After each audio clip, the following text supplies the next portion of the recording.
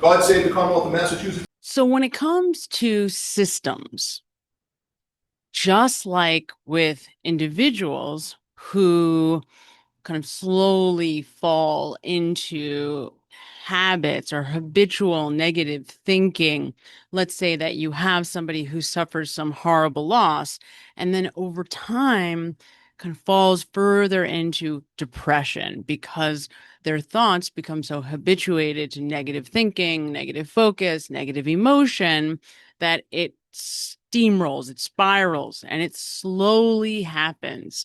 And that's the way mental illness is, because when we start to get depressed, when we start to get really anxious, our instinct as human beings is to pull away from other people, is to go inside and recycle the same information, our information, not information coming in from the outside. And that is called a closed system. Now, that's how that goes with individuals. And with individuals, we're actually talking about neurochemistry, wiring that becomes habituated to feel bad and to, as a result, perceive the world in a very negative light. But with systems, you see the exact same phenomenon. And that is precisely what we have here with Norfolk County and all of its law enforcement agents. You have a system that has slowly degenerated into a closed system where it does not allow outside information to infiltrate.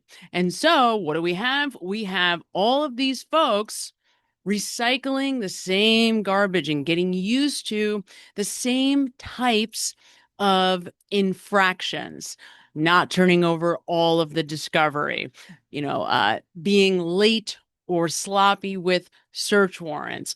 And this is the kicker. What you get from all of these folks, whether it's Judge Cannoni, that after all of the garbage that the Karen Reed defense team endures with this woman, she is awarded mid-second trial with an award, with the Person of the Year award. So by her peers, she's held on a post. She's held up. She's given accolades. And again, this is a closed system. And so what do? They reward their own. They reward, they perpetuate, they reinforce all of these closed ideas to outsiders. And that's the way they like it. And that's the way they want to keep it. And that is why this is an intolerable situation for these people. This is why, in part, they pursued Turtle Boy so extensively, so aggressively, why they were willing to sell their soul to this crusty panties character, because she was giving them information they wanted to hear.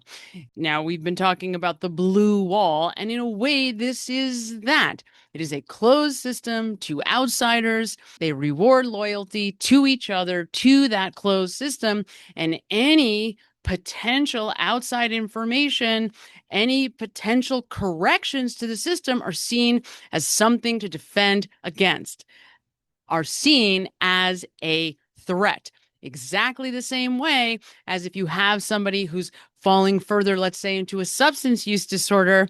What happens? Your loved ones try to help you, try to say, hey, maybe you shouldn't be drinking so much, or hey, I noticed that you haven't been yourself lately. And what does the person do? Pushes that person away, shuts them out, wants no part of it. And then, of course, with substance use, what do you see? People slowly closing the door on anybody who doesn't reinforce their ability to use substances continually. And that is how mental health and dysfunctional systems operate. That is what we have here in Norfolk County. And that is what all of what you're going to see here is about. To be 100% clear, this is not an issue specific to Adam Lally, to Michael Proctor, or even to Judge Beverly Cannoni. This is a systemic problem. This is a problem with the administrators of justice in Norfolk County much more broadly. And how do we know that? All of these people, none of them see anything wrong with their behavior. And in fact, they're often rewarded for it. So you tell me, what is the incentive to go against the blue wall, which in this case encompasses everyone? And look at the judges. Because, see, you can't just look at Michael Morrissey, you got to look at everybody. Because how are the DAs, all the assistant DAs, how are any of these people operating like this when judges are the ones who are supposed to be enforcing the laws, ensuring that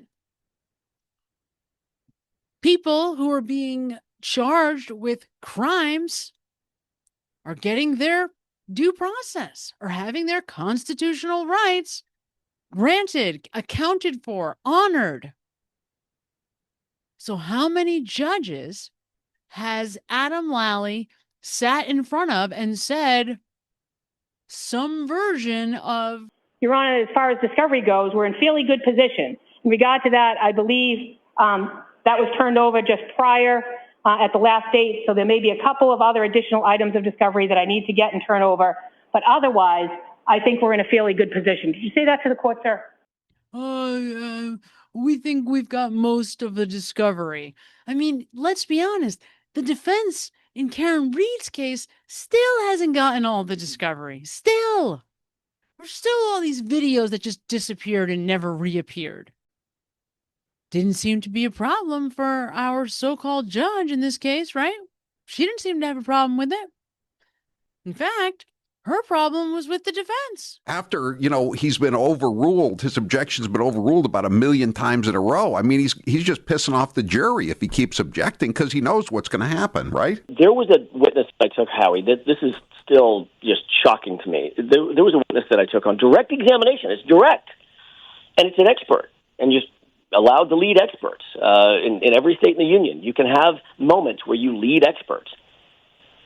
Every question I asked was objected to by Hank Brennan, and 100% of his objections were sustained. I've never seen that in 30 years of practice. Literally, I think it was 49 objections. Okay, so in one of his Q&A of the direct witness, he doesn't say who it is, but it's not hard to figure out. Objection. Sustained. Correct. Okay. Sustained. Is that 10%? That is 10%. Objection. Move to strike. Yeah, it's sustained and a movement. It's stricken.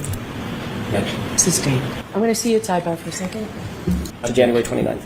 Objection. So can you narrow that, Mr. Jackson? Sure. I object to the whole line. Then I need to see your sidebar. I'm not curbing you in any way. We just... No, understand. Respectfully, it won't be very much longer. Do you know why he gave an 8-second range? Objection. So ask it differently, Mr. Okay. Objection. I'm going to allow it. Do you agree with that? It's been broken down. Objection.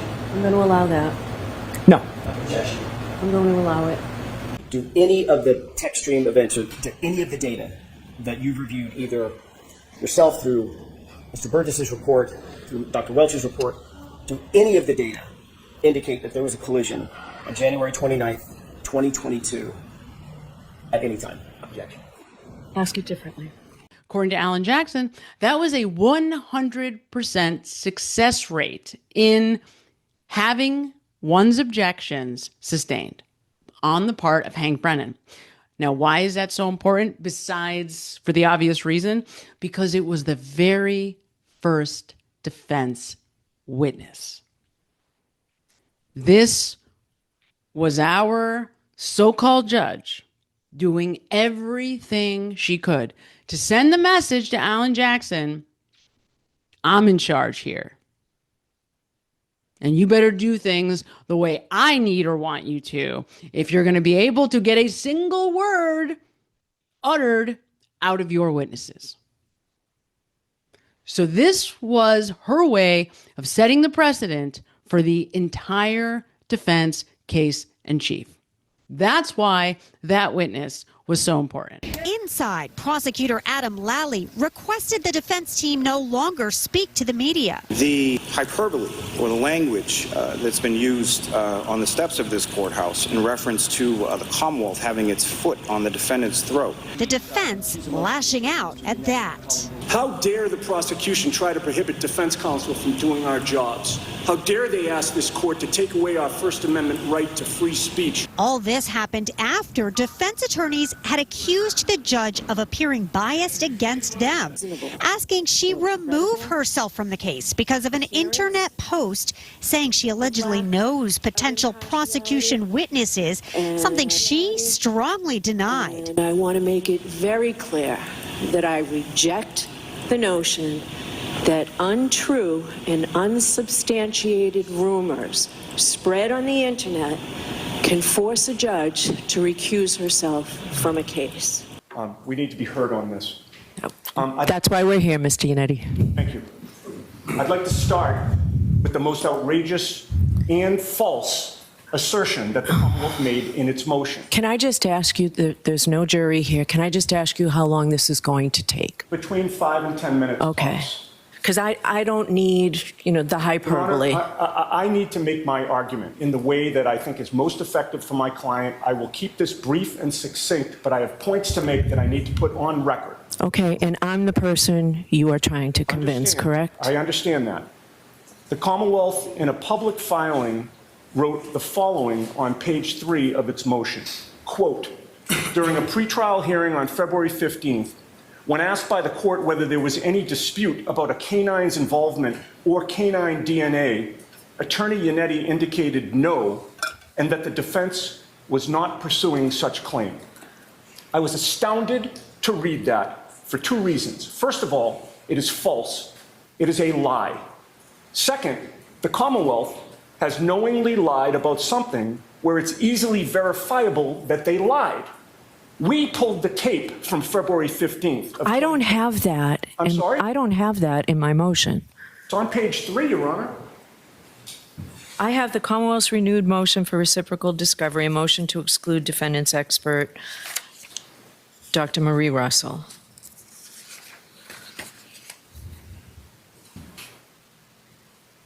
I don't see your name at all, Mr. Yannetti.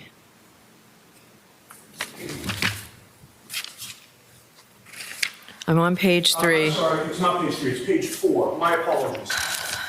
My name is right there on page 4. It says exactly what I just argued to. It is very clear to me now, with a little more distance from the trials, that the judge did not like how the defense began to use the media, aka Turtle Boy, to gain a following. She felt like the defense was putting on a show for the people outside of the courtroom, that the theatrics were all for us. And she didn't like that the big shot attorneys, right? The heavy hitters from California and New York were all of a sudden on her turf. So it was really important that she make sure they never forget whose turf they were on. And don't take my word for it.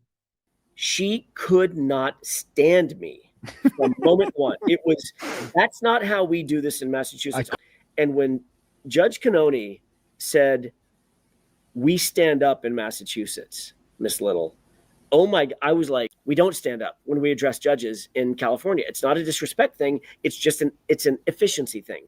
Who the fuck are you? Like, she's from Norfolk County. Like, This is her, she's been here her whole life working. Who the fuck are you? You're not going to come in here. She had to remind you, God damn it, this is her goddamn courtroom. And she's going to remind you of it whenever she can. It certainly seemed like the Judge Cannone had an idea of what she thought should be presented to the jury and how she thought it should be presented to the jury, instead of just being, calling the balls and strikes. That's what she's there for. You don't want to allow abuses on either side to occur in your courtroom, but you allow the lawyers to try the cases.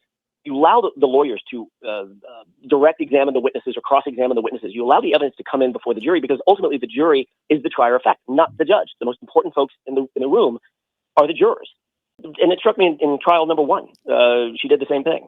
It was just, in my view, abusive of the process. What would if you could speak directly to Judge Canone, what would you say to her in criticism of what she did?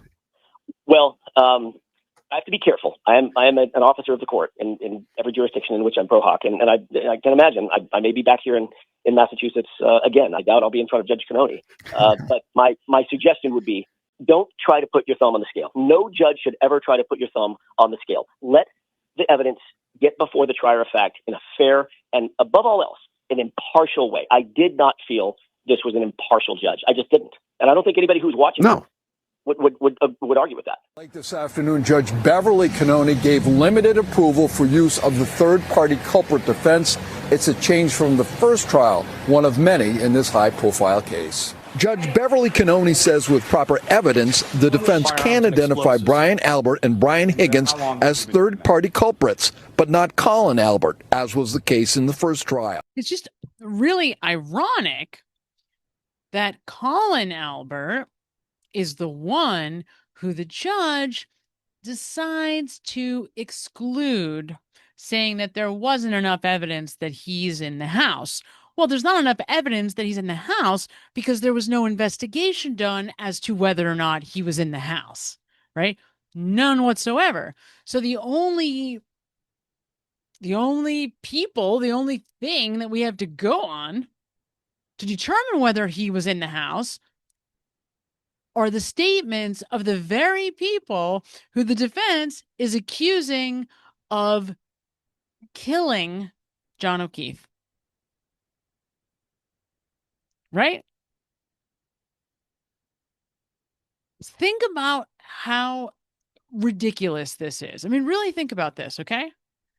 The judge who works for the Commonwealth, okay, and tries cases routinely with this group of DAs is making the decision that the defense is not allowed to present evidence that Colin Albert could have been involved in the death of John O'Keefe because the people who they are accusing of being involved in the death of John O'Keefe say he wasn't in the house. And I swear by this, I 100% firmly stand by the claim that Michael Morrissey handpicked Judge Beverly Canone because he trusts her completely, because they grew up together, because they are from Quincy, Massachusetts, because their parents knew each other, because. Some have, without any evidence, pointed to 18-year-old Colin Albert. Before I hit this before I run this before I chug a beer and hit that. And oh yeah, that kid's parents, that kid, Colin Albert's parents, are the ones who helped Mr. Morrissey, the district attorney of this county, write this statement. For example, on August 25th, 2023, presumably at the request of Mr. Albert, his wife Julie, and others, you took the virtually unprecedented step of making and then widely disseminating to local and national broadcast and print media a formal statement defending your ongoing murder prosecution against Karen Read. Among the reasons you made this ill-advised public statement was to A, implicitly criticize Mr. Carney, and B, vigorously vouch for the credibility of the Albert family and other witnesses against Ms. Read. On information and belief, acting at the specific request of Mr. Chris Albert and his wife, to Chief Rafferty, you allowed them as prosecution witnesses to edit the contents of your public statement while you were literally filming it. A nephew of the homeowner, and accused him of attacking John O'Keefe as he entered the home. But phone evidence shows O'Keefe never entered the home at all. This could include reasons such as the device entered a building covered area, the result of weather conditions, geography, poor connectivity, or interference, to name a few. So those are the reasons you gave, which could contribute to some low accuracy, correct? Correct. Then you go on in the next paragraph to say it is known that the device was not being used at this time. So that's another reason why, right, the accuracy could be a little bit on the lower side. Correct. Now, the next paragraph says, at 12:38:13, when the device begins recording higher, and that's relative to what it was recording before. It's not that it's high, but it's higher than what it was just moments before. Correct.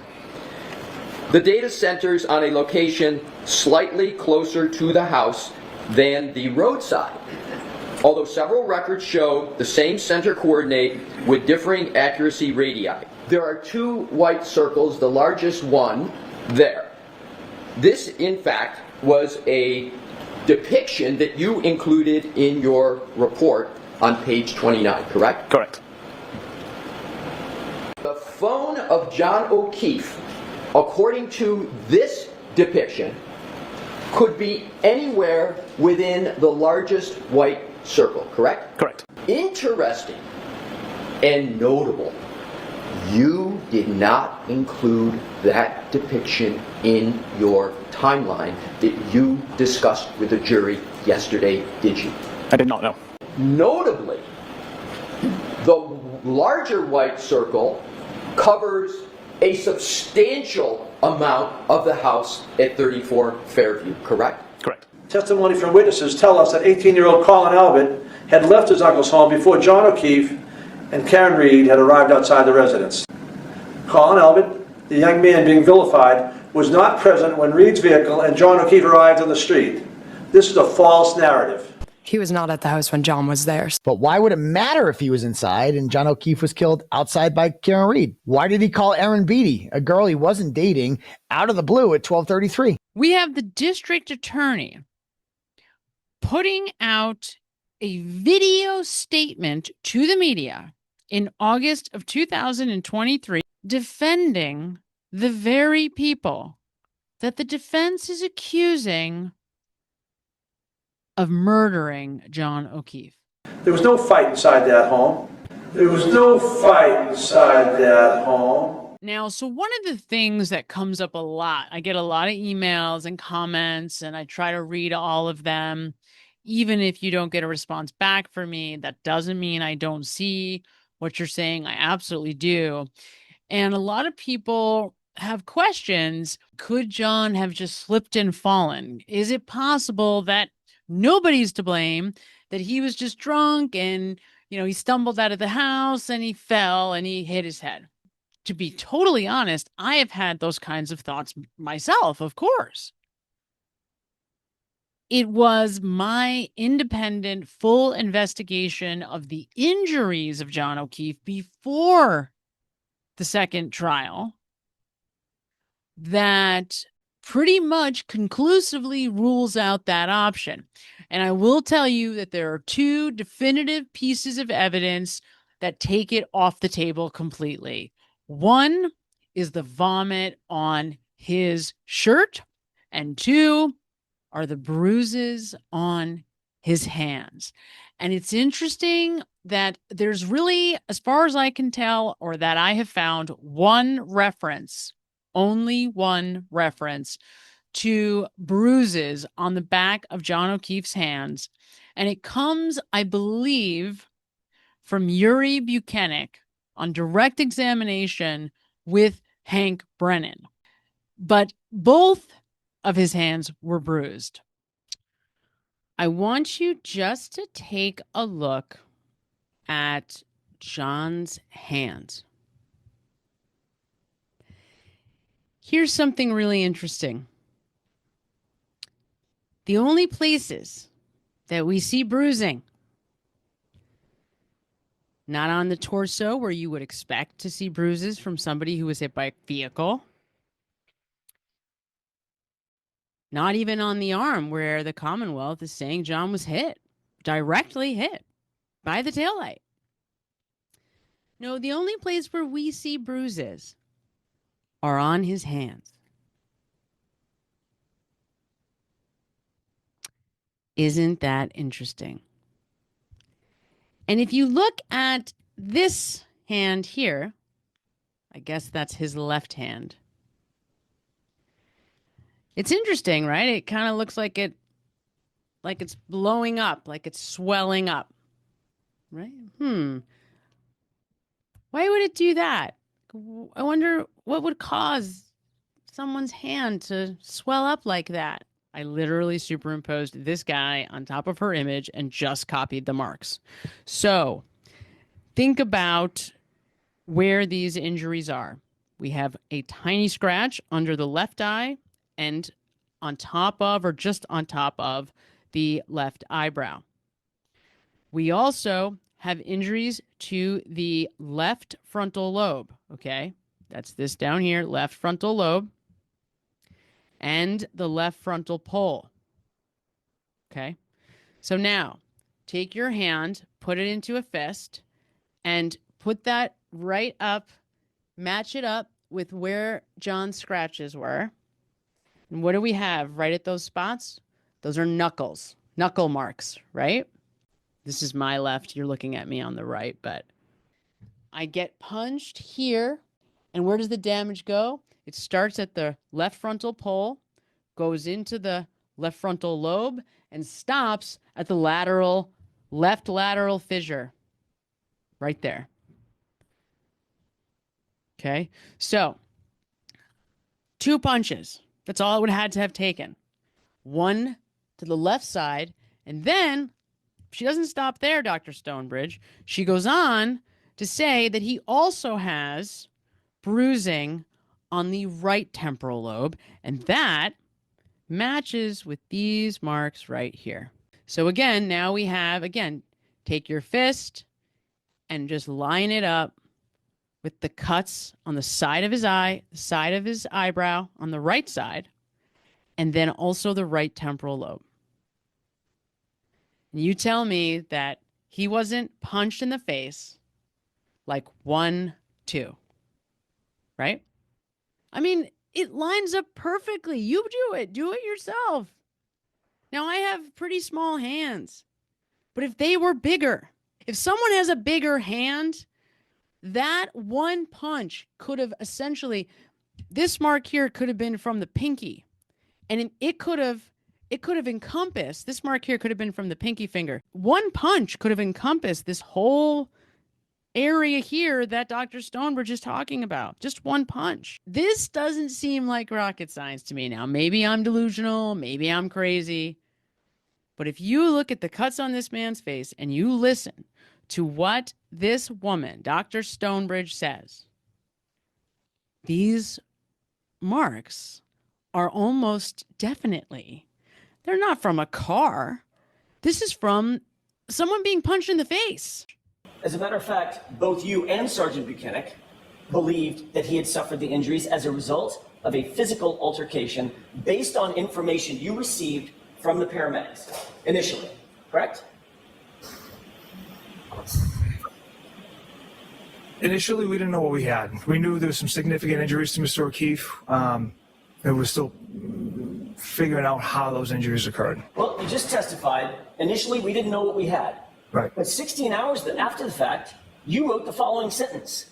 That's what I initially thought after talking to Canton paramedics. Correct? Correct. So initially, you did think you knew what you had. A physical altercation leading to a death. Correct? Correct. You were aware, initially, that John O'Keefe had suffered a 2-inch laceration to the back of his head, correct? Yes. That resulted in a skull fracture, correct? Correct. He had a laceration over his right eye, small laceration just under the eyebrow, correct? Yes. Had a laceration on his nose, is that right? Correct. He had patterned scratches on his right arm, abrasions, scratches, correct? Yes. And he had no injuries below the neck. Not that I observed, sir. Not a single broken bone, correct? Not that I was aware of. Not a single fracture, correct? Not that I was aware of. Not a single bruise, below the neck, right? Not that I observed. Looks a lot like a physical altercation, doesn't it? Objection. Sustained. Bird writes, Bear, let's focus, correct? Yes. Who's Bear? That's another nickname I have. 0095 writes, what does she waffled him mean? And then Bird writes, what's the story, correct? Correct. And you wrote, she hit him with her car. Is that right? Yes. Have you ever seen, in your experience, have you ever seen a pedestrian who's hit by a 6,000-pound car with no bruises? Ever?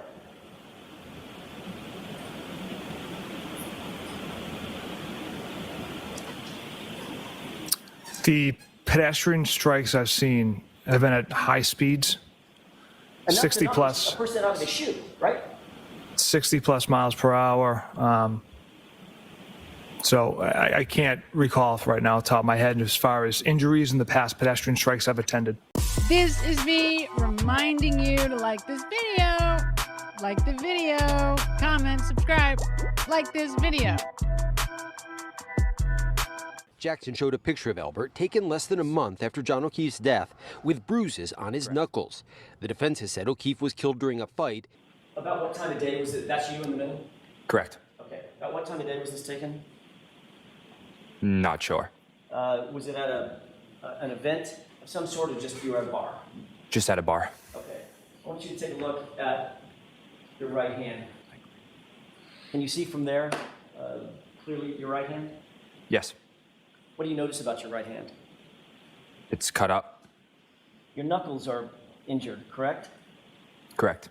Albert said he got hurt when he slipped on a driveway. I was at a party, my house party my senior year, and I remember it being icy out, and it was kind of like a steep hill of a driveway, and I was walking up the driveway and I slipped down the driveway and I tried to catch myself, but I had something in my left hand, so I had tried to brace myself with my right hand, and I ended up sliding a little bit down the driveway. What did you have in your left hand? If I remember, it was either my phone or a beverage. So, according to you, you fell on ice and injured your knuckles, as we just saw in that photograph, right across the top of your knuckles. Correct. Okay. So you fell onto, what, pavement, asphalt? Yes. And you braced yourself when you fell, your entire body weight, by putting your right hand down in a fist, and you injured your right fist, just the top of the knuckles on your right fist when you fell down. Correct. Seriously? Objection, Your Honor. Sustained. You'll notice there that somebody whispers to Adam Lally, or somebody has to whisper to Adam Lally to object there. Now, I'm going to go ahead and assume, because we don't have video of it, that it's Miss McLaughlin. However, I did catch the judge, or our so-called Judge Beverly Cannoni, a.k.a. Michael Morrissey's Person of the Year in Norfolk County. I did catch her helping Hank Brennan to object during the second trial. So would I have been surprised if it was her whispering to Lally to object? Absolutely not. However, in this case, I don't think it was. Do you remember anything about this case? Colin Albert didn't commit murder. Jennifer McCabe, Matthew McCabe, and Brian Albert. These people were not part of a conspiracy and certainly did not commit murder or any crime that night. What about the district attorney, Michael Morrissey, who got 3,000 pages of evidence from the FBI, pretty much conclusively proving that your client did not strike John O'Keefe? For Michael Morrissey, I have a lot more to say than I have to say to Judge Cannoni. For Michael Morrissey, the overall arching comment is do better. Do better, sir. Do better. You are in the job of seeking justice. You're not in the job of winning cases. And that's what it seemed like he was doing. Not seemed like, that's all he was doing. And that's what Hank Brennan was doing. And that's what Laura McLaughlin was doing, who was writing all the papers, the abusive process, trying to keep all of our witnesses out of the courtroom. Wow. Laura Literally, McLaughlin. Hundreds and hundreds of hours filing motions, trying to keep our witnesses away from the jurors. Wow. Ultimately, we were able to overcome it But it was not easy, Howie. I got to tell you, this is one of the most challenging. This is the most challenging case I've ever tried in my life. And we didn't win because of the process. We won despite the process that was put in place in that Dedham courtroom. It was a travesty, in my view, an absolute travesty. Yes. What was the worst thing that they kept out? The butt dials, the FBI, the solicitation of a bribe? You just hit the nail right on the head. The FBI. How can you possibly defraud a jury by saying, okay, defense, you're not allowed to defraud a jury? This is Karen Reed porn to me. FKR porn. This is amazing. This is everything I want to hear. And it's coming out of Alan Jackson's mouth. He is just letting loose. It's awesome. The fact that ARCA was hired by an independent agency, the FBI and the Department of Justice, the DOJ, and at the same time allow the prosecution to get up and cross-examine the very witnesses that were hired by the FBI and call them your employers. Are you kidding? That was not a mistake. That was not Hank a mistake. Brennan did that absolutely on purpose, and he did it because he knew he was going to get a very favorable call by the judge. We objected over and over. We said he opened the door. This is perpetrating a fraud on the jury. This was not their employer. Nowhere close to being their employer. These witnesses' employer is ARCA. Yeah. Yet when we went to sidebar, nope, you can't mention the FBI. And the Commonwealth was still able to perpetrate this just abject fraud on the jury. Now, thank God, the jurors were smart enough that they did not allow that to affect their ultimate judgment. But that's the kind of abuse that should not ever happen in an American courtroom. They have been forthcoming with authority, providing statements, and have not engaged in any cover-up. They are not suspects in any crime. They are merely witnesses in the case. That's right. Have you solemnly swear the evidence to court and jury in the case now and here to the truth, the whole truth, and nothing but the truth, so help you God? I do. You indicated on cross-examination you've never been in a fight. No. Indicating that you have no violent tendencies and no violent proclivities, correct? Nope. You stand by that testimony? Correct. Yo, you're Benton's boys. I will beat all of your ass. I promise you, I will you all up. Pull up. You're a bitch, bro.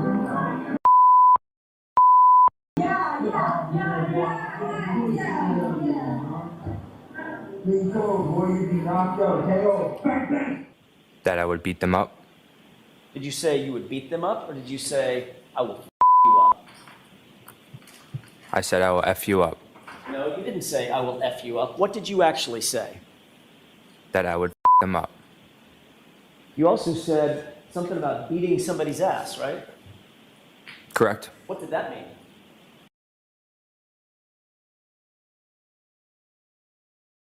That I would beat them up. So when you said, I will you up and I will beat your ass, was that a friendly invitation? No. That was a threat, correct? I don't know if I would call it a threat. Don't? I'm not sure. Someone walks up to you. I'm not going to do it. But if someone did, walked up to you and said, I will beat your ass. You wouldn't take that as a threat?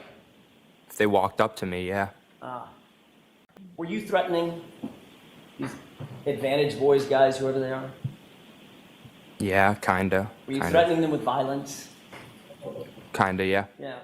Now, yesterday, Colin Albert testified that he was at the house on the night in question, but never saw John O'Keefe. Why did his family try to silence the Beatties? Why did his mother offer Proctor a thank you gift? Trooper Proctor had no close personal relationship with any of the parties involved in the investigation and had no conflict. As the lead investigator in this case, you were tasked with the responsibility of making sure that the investigation remained free of any conflicts of interest. That's part of your job, correct? Correct. Throughout the pendency of this investigation, in this case, you've denied having any conflict of interest in this case. Isn't that right? Correct. In fact, a couple of months ago in February of 2024, you testified in a different proceeding. Is that right? Yes. And you testified under oath in that proceeding on February 1st that you did not know any members of the Albert family or McCabe family, correct? Certain members of the Albert family I did not know. I know Chris and Julie and Colin. I don't know the McCabes. That wasn't my question. Did you testify? Let's take them one at a time. Mm-hmm. Did you testify under oath same oath you took here today, in a former proceeding in February of 2024, that you did not know and did not have any relationship with members of the Albert and McCabe families? Did you? I haven't had a chance to review those minutes. I've only had one opportunity to, and that was a couple months ago. So I would want to review those minutes in order to answer that accurately. You can't remember how you testified, whether or not you knew or had relationships with the Alberts and McCabes? Objection. Sustained. If you'd review that and look up when you're finished. Would that refresh your recollection about a question and answer that you had, or series of questions and answers that you had while you were testifying under oath in that other proceeding? Yes, sir. Objection. May we approach? Yes. May I, Your Honor? Yes. Thank you. You were asked the question, quote, did you communicate with First Assistant DA Beeland that you did not know and had no relationship with the Albert and McCabe families? And you answered, quote, to the best of my recollection, the same conversation took place with everyone I talked to about this, because it's the same answer. It's the facts that I shared with everyone. Question, meaning you told First Assistant Beeland that you didn't know, didn't have a relationships with Objection, Your Honor. members of the Albert and McCabe families. Answer, correct. Yes, that's correct. So your question is whether he said this? Correct. Whether that's his testimony. Do you recall that? Yes. And that's your testimony, that you, in fact, told members of the DA's office that you did not know and did not have a relationship with the Alberts or McCabes. Is that right? I did not know the McCabes. I don't know most of the Alberts, and I have little to no relationship with Chris and Julie. So that's what I meant by that answer. Well, the question wasn't, did you know most of the Alberts? The question was, did you have a relationship with, or did you know the Alberts? And your answer was, no. No, I don't have a relationship with the Alberts. Or know them. I don't know the McCabes. I don't have a relationship with the Alberts. So you do know the Alberts, correct? I know some of them, Julie and Chris. Michael Proctor, the state police trooper, being accused of planting evidence outside 34 Fairview Road, was never at Fairview Road on the day of the incident. You have a broader responsibility, not just to do a job, do the right goddamn thing. Do the right thing. Do the right thing. I did when I was a prosecutor. Every single time I did the right thing. People have asked me as a prosecutor, oh, do you ever lament the idea that, you might have convicted an innocent person? No, I didn't. Because I did the right thing. I knew what the evidence was. I knew exactly what I was doing before I ever walked into a courtroom. I never, ever had to lose a wink of sleep with the idea that I got it wrong. How could these folks, the Laura McLaughlins and the Adam Lalleys and the Hank Brennans, ever sleep at night thinking they got this right? And if they're real legal analysts, not a single one of them think that she did this. Not a single one of them. If they're real legal analysts, they're looking at the same evidence I'm looking at. As a matter of fact, I suspect they're probably looking at more evidence than I saw, which is unconstitutional. But yes, it sounds like it. Yeah, I have no reason to believe that they didn't have additional evidence that I never got, that I never saw, that I was never able to analyze. But you're dealing with Buchanan, and you're dealing with Tully, and you're dealing with Proctor, and these folks who are bent. They're just bent. Every one of them are bent. Proctor and his state police partner traveled together the entire day while other officers were processing 34 Fairview. Trooper Proctor was not there and did not plant evidence at 34 Fairview Road. All I cared about was timing. I cared about the timing at which the first taillight piece was found, which was well after Proctor had that car in his custody and had access to 34 Fairview. And number two, I cared about who actually recovered the pieces and who photographed them. And those were Tully. In addition to having no opportunity to plant the evidence, as has been suggested, were there other people in the area outside the scene or the grid that you were going to search, other than you and members of your SIR team? Lieutenant Tully arrived on scene. Was there anybody with Lieutenant Tully? At one point, he had several other people with him. Maybe, I believe, 5 throughout our search. Maybe 5 different people, including him, were on scene. Were those people part of state police? At least 1, maybe 2. Unfortunately, I don't recognize all 2,500 members in our department, but there were probably about 5 total people on scene, sir. And where is it first that you were heading to? I first went to the Canton Police Department to talk to Chief Berkowitz and wait for the arrival of the CERT team, and then to 34 Fairview. and then to 34 Fairview. Now, Lieutenant Tully, was he on scene when you arrived? He was not. And at some point, did you reach out to him? Yes, I gave him a call. He stated he was just leaving. Canton PD would be on scene in about 5 minutes. That was probably around 5 o'clock. When you first arrived at Fairview and you looked at the scene, did you have any personal knowledge where any person had been in that area? No, I did not. Did you learn generally that a man was found in that area? Yes, I did. I made the final markings of the distance we wanted to search, but we were guided by Lieutenant Tully's information he was able to provide for me. At some point, you respond to 34 Fairview Road. Is that correct? Yes. And do you recall about what time it was that you arrived there? About 5:30 p.m. About 5:30 p.m. Do you know what time it was that you actually began searching? We moved my cruiser and Trooper Boussolet's cruiser at 5:20. We had started gridding off where we wanted to search, but at 5:20, that's when we moved our cruisers to put the headlights on.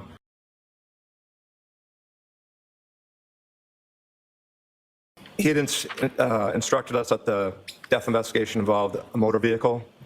He told us where the motor vehicle was believed to have been parked and wanted us to search from that area south towards the flagpole fire hydrant.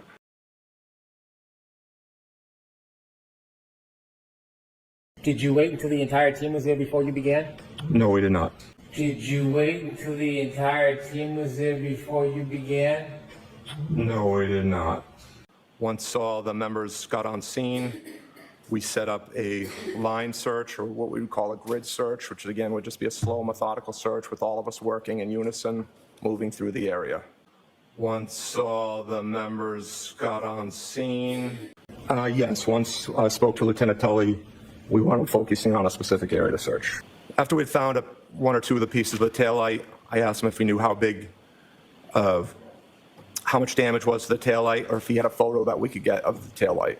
He told us at that time the vehicle was being towed back to Canton PD, so he did not have a photo to show us.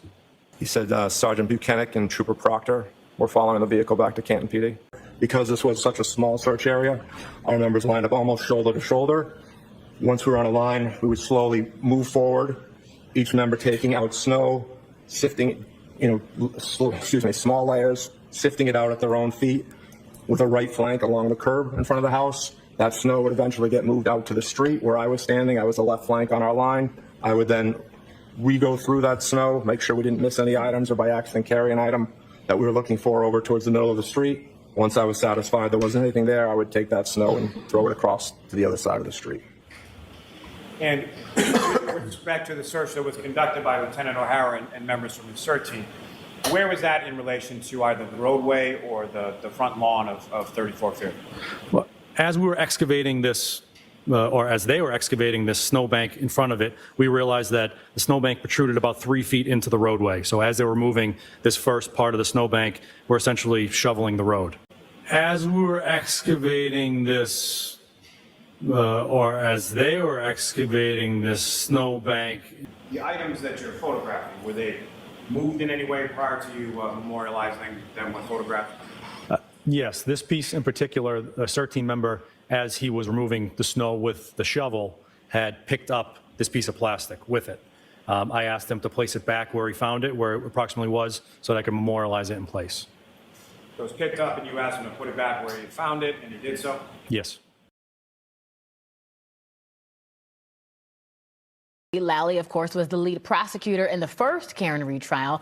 He worked with the lead detective, Michael Proctor, who we know has since been fired. But today's hearing has been centered on him and another case he was investigating. Proctor, however, a no-show today.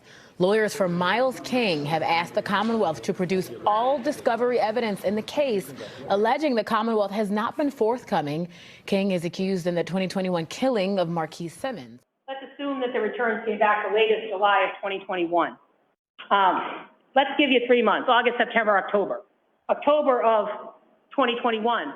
Certainly, there ought to be some degree of sanction here, whether it's suppressing of evidence, excluding evidence. And I wouldn't be surprised if there ought to be professional sanctions against Lally. He is an officer of the court charged with the responsibility of disclosing evidence. And let's be clear. This evidence, these search warrants, were in his actual possession, custody, and control from the very beginning. If you watch this hearing last week, they talked about these search warrants in the grand jury. He knew they existed. So when do you realize that you never turned over the search warrants? When do you realize that? As far as the 2021? Back up. When do you get the search warrants in your custody? In my custody? Yes. I would say probably I became aware of it about a month ago. Proctor's not the one with the Brady obligation. It's Lally. He's the attorney that is charged with the responsibility. He's the one who should have known and hounded Proctor for evidence that he was required to get. There are so many things that he could have done. Why did he make representations that you saw in this hearing at prior court proceedings saying that I've essentially complied with all of my discovery obligations, knowing that he didn't turn over these search warrants? In 2025? Yes. July of 2025 or June of 2025? Yes. Is the first time you became aware that you didn't turn over the search warrants? Yes. If I had been aware earlier, then I would have turned over the search warrants. But you had your list, right? You had your list that said 6 search warrants outstanding, right? Yes. You didn't ever check that off, right? No. So you knew they were outstanding, right? Yes. Okay. And then when did they get to your file? Again, so as far as my file, they did not. Again, I became aware of it after the case had been transferred from myself to ADA Hickman. Well, let's talk about that. What date was the case transferred from you to ADA Hickman? I'd say probably somewhere in October or November of 2024. 2024. Yes. And how does the case, let me just say in general, how does the case get transferred from one DA to another? Is there a policy within the Norfolk County District Attorney's Office of what needs to get done to transfer a file? No policy, no. Okay.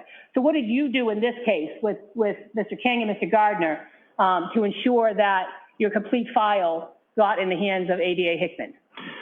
So I physically took the physical file from my office to ADA Hickman's office. Okay. And do you have a conversation with her? Yes. And did you tell her, hey, there's 6 search warrants that I was never able to get from Trooper Proctor? Again, if I had known or remembered that the 6 search warrants were still outstanding, then I would have got them and provided them. So no, I did not reference that specifically. So at a real DA's office, they wouldn't tolerate this. They would get rid of them. They wouldn't let them handle these cases. And if there was a larger, more interested media out there, they would be asking Michael Morrissey these questions. Is he still handling murder cases? And if so, what are you going to do about this? And, you saw this type of testimony and how there's no policy. There's obviously a culture of non-disclosure in that office. There's clearly negligent supervision going on in that office, even at the highest levels. I didn't know that they weren't going to ask me more than what they asked me that trial. So, like I said, I recanted exactly what I did that day when I showed up at the Reed residence, and I told them, the last thing I said was that there was a crack, a piece was missing and it was not completely damaged, and they talked about a picture, and I said no, I wouldn't agree to a picture of completely damaged taillight. Yeah. When I went on the stand, I didn't know exactly. I knew some of the stuff that they were going to ask me because it was going the back and forth when we prepped, but I didn't know that after I said it was a crack there was a crack, a piece was missing, and not completely damaged. I didn't know that was going to be the end of it. All right, whenever you're ready, Mr. Lally. Thank you, Your Honor. Good morning, sir. Morning. Could you please state your name and spell your last name for the jury? Nicholas Barrows, Barros. And how are you employed, sir? With the town of Dighton. And what, if any, role or what do you do for the town of Dighton? I'm a police sergeant for the police department. I believe it was around 2:30 in the afternoon. I received a phone call from the Norfolk District Attorney's Office with the troopers assigned there, and they had stated that they were going to come to Dighton to retrieve a vehicle that was involved in a homicide. Did he say anything about what his intentions were once he arrived at the location? Yes, his intention was to retrieve a vehicle that he said was involved in a homicide. Did he specifically say to you at 3 o'clock-ish in the afternoon he intended to seize the vehicle? I believe the first phone call, that was his intention. Meaning all the way back to 2:30. 2:30 is when he first called me and said that they were coming to Dighton to retrieve a vehicle that occurred in a homicide in Canton. Now, Sergeant Mechanic, are you aware of a warrant that was executed on that vehicle on February 1st of 2022? I am aware. And you yourself were not present for that, is that correct? I was not present for the execution, no, sir. Trooper Proctor was, as far as you're aware, is that correct? That's correct. So when you say it was a snowstorm and we couldn't get into the driveway, can you expound upon that a little as far as explain to the jury why it was that you couldn't get into the driveway? It was about a foot of snow in the driveway. And as far as that snow that you observed when you arrived there, was that snow, how did that snow appear as far as, did it appear as if it had been shoveled or snow blown or untouched, or how did it appear? It was untouched. Now, as you're going through the snow, and correct me if I'm wrong, but it's yourself, Trooper Proctor, and the sergeant from the state police, and who, if anyone else, is going along with you? I had an officer that was field training with me that day, and he was with me as well, and we went up to the residence. And if you recall, from where you're standing at the point of the garage, was what part of the vehicle was facing you? Was it the front of the vehicle, the back of the vehicle, the side of the vehicle?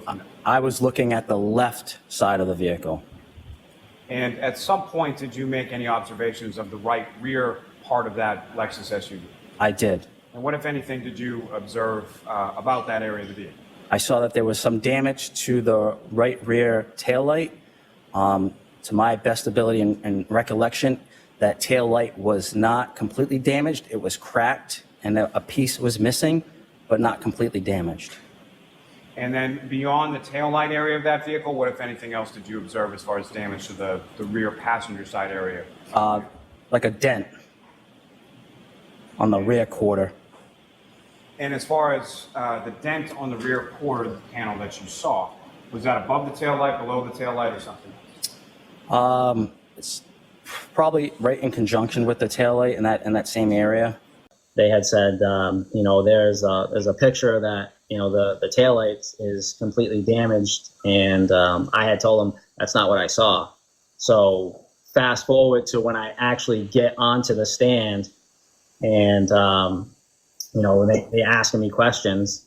And when I said, that a piece was missing and it was not completely damaged, they never went on to ask me more because they knew what I was going to say, and it didn't go for them. Sergeant Barrows, is this the condition of the right rear taillight when you showed up at the Reed household at around 3:15 in the afternoon on January 29th, 2022? Absolutely not. And from the time that you made these observations of the vehicle, at any point did you go sort of physically up to the vehicle? I walked up to the vehicle, correct. And about how far away from the vehicle did you get? 5 to 10 feet away. And as far as the sort of outside or exterior of the vehicle, you mentioned obviously there's about a foot of snow on the ground. What, if anything, precipitation-wise or weather-wise, was around or on the outside of the vehicle? Just snow. And in particular, in this area of the right rear passenger side and that taillight, was there any snow or ice or anything around that area that you observed? On the vehicle itself? Yes.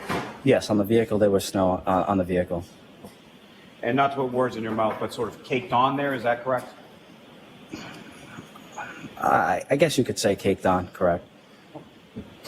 So you'd reached out to the highway superintendent to have someone come out and plow the driveway, correct? Correct. And do you know about how long it was between the time that you made that call and the time that the plow driver came out to clear it? Less than 10 minutes. And the sort of clearing of the driveway and the process of that, do you know about how long that took? I'd say another 10 minutes or so. And as far as the time that the troopers went into the house, at some point the troopers obviously came out of the house, correct? Correct. Do you know about how long it was that they were inside of the house? More than 30 minutes, less than an hour.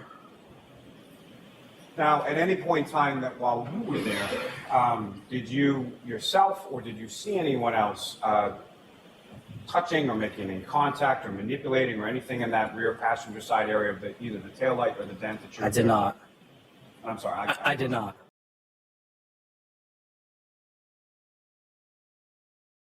As I was walking out, I saw my Uncle Brian and my Aunt Nicole.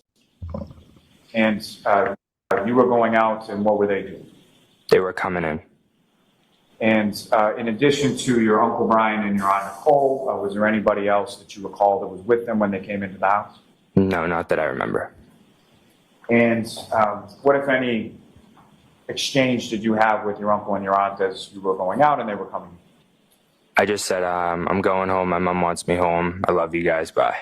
So when I first walked in, I actually had seen my cousin Colin. He was standing in the foyer area. And I remember I said to him, like, oh, hi, what are you doing? Now, Mr. Albert, just one last question. When it came to your arrival at 34 Fairview Road on the evening of, or the early morning of January 29th, when you were leaving, beyond your Uncle Brian and your Aunt Nicole, did you see anybody else older than yourself or anybody else related to that group come into the house that evening? No. You can't just hide behind the idea, if you're a Hank Brennan or even an Adam Lally or a Laura McLaughlin, by the way, and say, well, I'm just doing a job. No, you're not doing a job. You're affecting a life. You're affecting many lives. You're affecting many, many lives. Look behind you in the view that you've got behind you right now.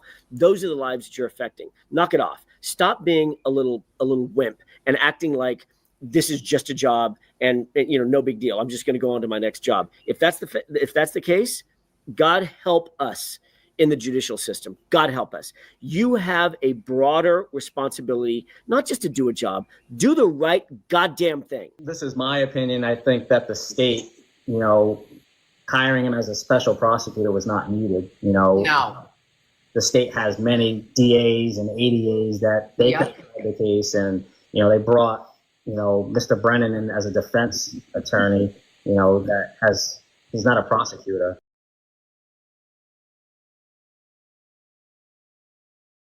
What did Adam and Laura say to you guys afterwards? Like, what, looking ahead? Yeah, I mean, they were disappointed in the outcome, but Adam said, he goes, we're just going to do it again. He goes, I'll start tomorrow. So they're confident. They have the truth on their side. Unfortunately, if you pay high-powered attorneys enough and put enough lies out there, you start influencing people to the point where there's just no turning back. Mm-hmm. I think people just don't want to admit that they were wrong or duped. But they're confident, and we're going to go at it again. And if there was a larger, more interested media out there, they would be asking Michael Morrissey these questions. Is he still handling murder cases? And if so, what are you going to do about this? And, you saw this type of testimony and how there's no policy. There's obviously a culture of non-disclosure in that office. There's clearly negligent supervision going on in that office, even at the highest levels. The autopsy of John O'Keefe was conducted by a forensic pathologist from the Office of the Chief Medical Examiner. The doctor found that the injuries that left John helpless in the cold. Did you note whether or not the medical examiner, Dr. Sportibello, mentioned hypothermia as a potential cause of death in this case? She did put that on the death certificate. Along with something else? Along with the blunt force head injury. Do you agree with or concur with the blunt force head injury as a cause of death? Yes, Mr. O'Keefe died from the blunt force head injury. Do you concur with the diagnosis of hypothermia? No, the body did not have any hypothermia. What led you to that conclusion? Mm-hmm. Well, when you have we know that normal body temperature is around 98, and we know that then at the hospital that Mr. O'Keefe's rectal temperature was around 80. So we know that his temperature went down. So there are two ways the body temperature can get down. It can get down while you're alive, or a dead body also cools when it's in a cold environment. So those are the two things you have to look at. And this was from a person who died due to exposure to a cold environment. And this is the stomach has been opened, and we're looking at the inside of the stomach. And the normal appearance is kind of pinky white. That's how it should look like. And what's abnormal here is all these black dots which are the Wisniewski's ulcers, which are diagnostic of death due to exposure to the cold. And this is the Mr. O'Keefe's stomach, which has been opened up when we're looking at the inside. We see that the mucosa is a little bit red, and there's a little bit of increased blood flow here. And this is the normal pattern of the inside of the stomach. It's kind of ridged. That's called rugae. That's the normal folds inside the stomach. But there's no ulcerations here. So the diagnosis of death due to hypothermia is not appropriate in his case. Were not a result of a fight. You were asked questions about a nose laceration. Yes. And you offered that was not consistent with falling backwards on the head alone. Correct. You were asked if that was consistent with a punch. Did you provide an opinion that it could be consistent with a punch? I did provide that opinion. Regarding the blunt force injuries as the cause of death to Mr. O'Keefe, at some point when you were conducting your autopsy, or even at the end when you drew your conclusions, were you able to reach a conclusion as to the manner of Mr. O'Keefe's death to a reasonable degree of medical certainty? No, I was not. She further found that the line of abrasions on his arm was consistent with blunt trauma, not an animal attack. Do you have an opinion as to whether or not the wounds that you see, the patterned injury that you see on Mr. O'Keefe's right arm, is consistent with an animal bite or claw marks? Yes, it is, very much. Those injuries on John O'Keefe's arm are from a dog, period, full stop. Anything less than presenting that to the jury at this point would be to perpetrate an intentional fraud on this jury. The judge ruling that Dr. Laposada could only suggest O'Keefe's arm injuries were from an animal, but not from a dog specifically, resulting in several sidebars throughout the morning and parts of the doctor's testimony being struck from the record. A grand jury of everyday citizens heard the documented evidence and testimony before making a decision. The subject of that murder indictment enjoys the constitutional presumption of innocence. Except it's not true, is it? I did not hear her ask that. I was told she was asked that. The answer to my question, Ms. Roberts, and I'm not a trick question, what you told the grand jurors was not true. You never heard her, my client, ask anyone to Google anything, did you? I did not. Why should the witnesses who have committed no crime be afforded less by members of the community? They should not be harassed for telling the government what they heard or saw. I'm asking the Canton community and everyone who feels invested in this case to hear all the actual evidence at trial before assigning guilt to people who have done nothing wrong. And certainly before taking it upon yourself to harass citizens who evidence shows have done nothing in this matter but come forward and bear witness. The defense suggested but never proved that O'Keefe may have been killed inside this house owned by Brian and Nicole Albert and mauled by their dog Chloe. The Alberts say they only found out about John's death when Jen McCabe, who is Nicole's sister, barged into their bedroom. I walked over to the bed and I was like, Brian, Nicole, Brian, Nicole. She was just upset, and I immediately thought something had happened to one of her children or one of my children, because why else is she in my bedroom at 6:30 in the morning right now? The idea that multiple police department, EMTs, fire personnel, the medical examiner, and prosecuting agencies are joined in or taken in by a vast conspiracy should be seen for what it is, completely contrary to the evidence and a desperate attempt to reassign guilt. You do realize for this conspiracy to be true, it would take 30 to 50 people. You'd have to have multiple cops on 2 different police departments, multiple civilians, the medical examiner, firemen, EMTs, you name it. That's how preposterous and silly this is. And great question. I don't understand how people bought this.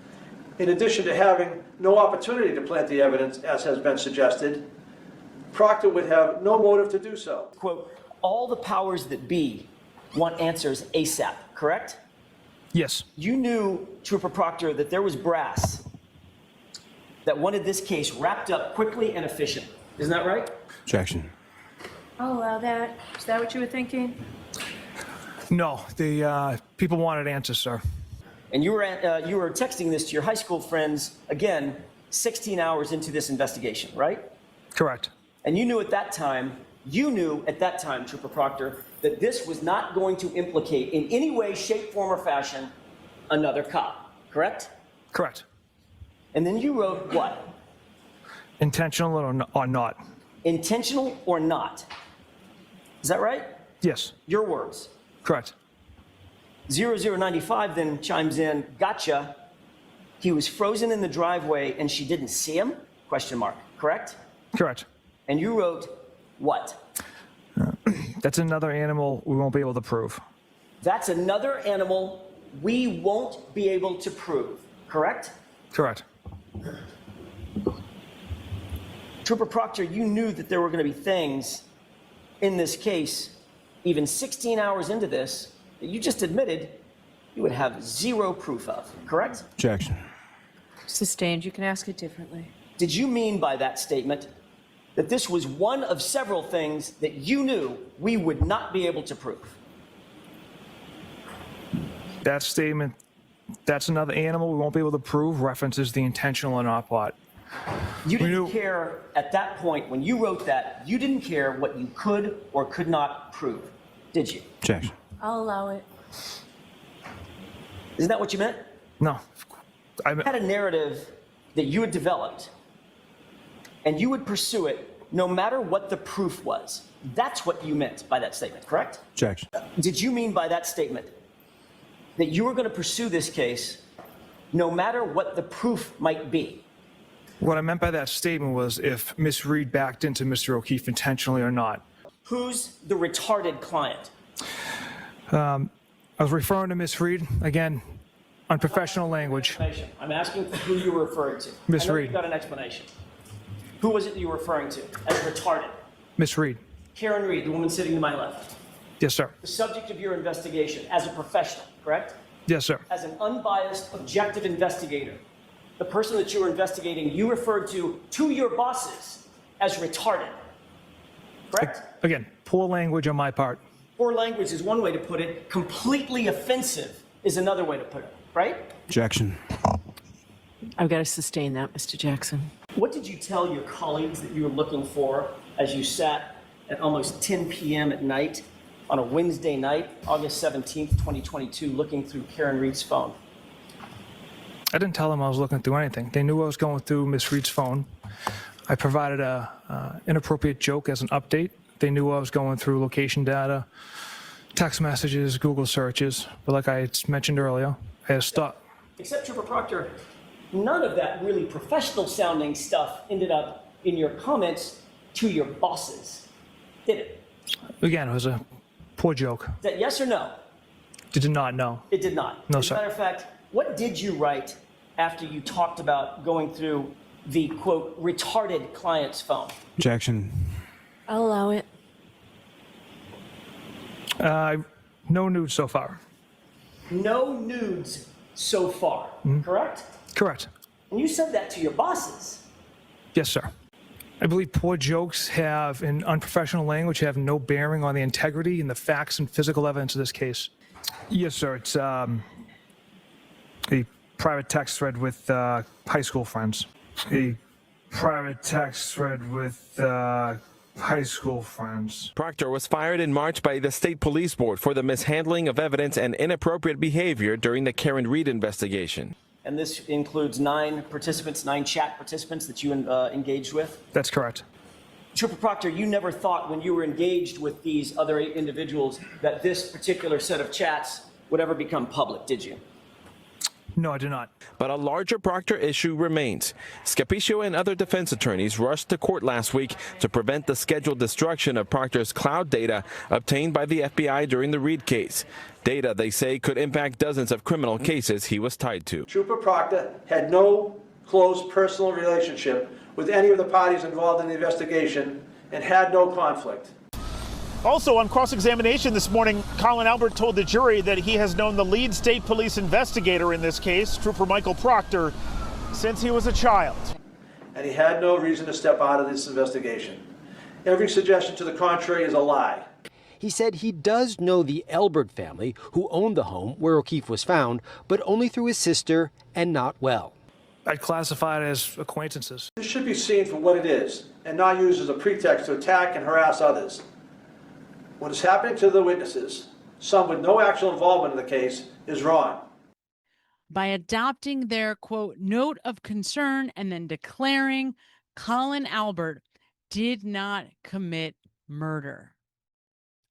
This was one of the Bedrow letters to DA Michael Morrissey and written, dated March 21st, 2025. It is contrary to the American values of fairness and the constitutional value of a fair trial. It needs to stop now. I am releasing this recorded statement rather than holding a news conference because my remarks need to be so narrowly tailored to the issue at hand while the prosecution is pending in Superior Court. So you'll remember the credible claims that the Albert family, Julie and Chris Albert, actually had a hand in writing this little statement by Mr. Morrissey. You can't make this garbage up if you tried. God save the Commonwealth of Massachusetts.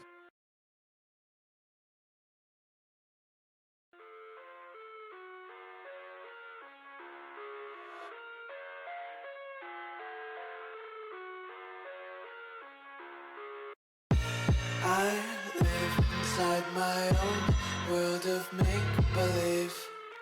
Kids screaming in the cradles, profanities. I see the world through ice covered in ink and bleach. Cross out the ones who heard my cries and watched me weep. I love everything.